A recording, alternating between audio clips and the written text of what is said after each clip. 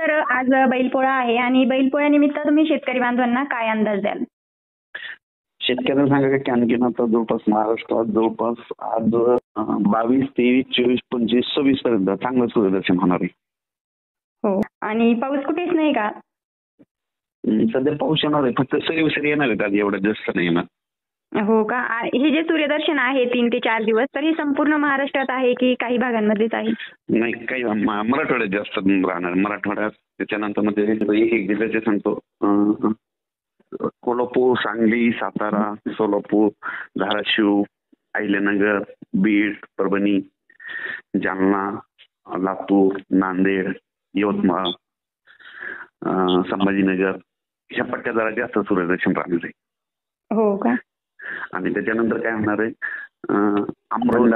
अमरावती, बुलढाणा, जळगाव, नंदुरबार, धुळे या पट्ट्यामध्ये काय होईल, दुपारनंतर सरी येतील पावसाच्या. मध्ये आणखीन जवळपास 2-3 दिवस तिकडला पाऊस सुरूच राहील, थोडा वरच्या साईडचा विदर्भाकडला. हो. तिकडे थोडं दुपारपर्यंत ऊन भेटेल आणि त्याच्यानंतर काय होईल, पाऊस येईल आता थोडा, सरी येतील. आणि त्याच्यानंतर कोकणातला देखील आज पावसाचा जोर ओसरणार आहे चांगला. म्हणजे एवढा काही मोठा पाऊस राहणार नाही, फक्त सरी येतील कोकणात देखील. आणि नाशिककर तिकडे पण काय होईल, दुपारपर्यंत ऊन पडेल आणि अजूनमधून सरी सुरू होतील. आणि पाऊस मात्र पुन्हा काय होईल, रात्रीच्याला बी त्याच्यानंतर इकडं म्हणजे नागपूरकडे, भंडाऱ्याकडे तिकडे म्हणजे थोडा पाऊस येईल राहील, अमरावतीकडे.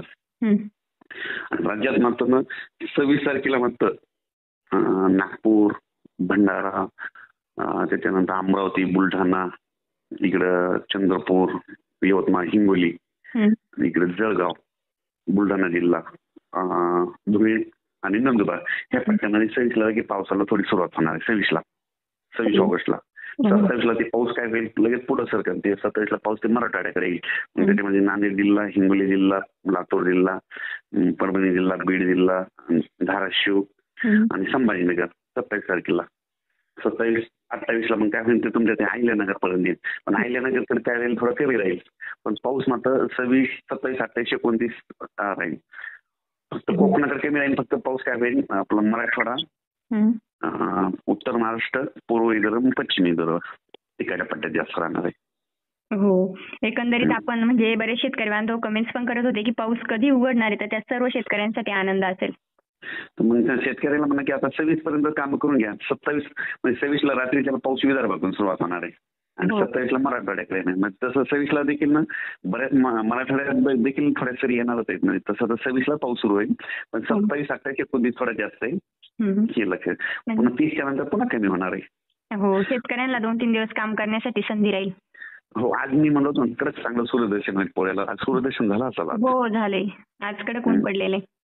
शेतकऱ्याला ना की आता ह्याच्यात ह्या 2-4 दिवसात खतं एक टाकून घ्या, कारण की ना 27, 28 एकोणतीसचा पुन्हा एक पाऊस येणारच आहे. एवढा मोठा नसणार आहे, पण पाऊस येणार आहे. हो. म्हणजे 26 तारखेपर्यंत उघड आहे आणि तोपर्यंत शेतकऱ्यांनी पण आपापली कामे करून घ्यायची. 26 नंतर पुन्हा थोड्याशा पावसाला सुरुवात होणार आहे.